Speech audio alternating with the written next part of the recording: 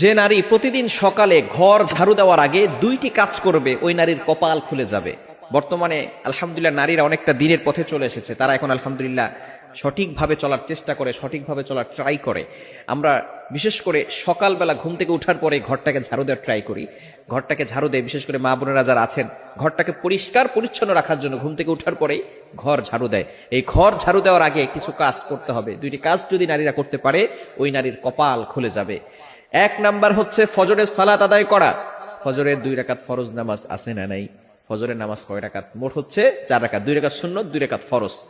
নবীজি সাল্লাল্লাহু আলাইহি সাল্লাম জানিয়ে দিয়েছেন সহিহ মুসলিম শরীফের হাদিস, যে ব্যক্তি ফজরের 2 রাকাত ফজরের নামাজ আদায় করবে আল্লাহ পাক রব্বুল আলামিন তাকে জিম্মায় নিয়ে নেবেন। ওই ব্যক্তিকে দুনিয়ার কোনো শত্রু কোনো ক্ষতি করতে পারবে না। আল্লাহ পাক রব্বুল আলামিন নিজে পরের দিন ফজর পর্যন্ত তাকে হেফাজত করতে থাকবে। আল্লাহ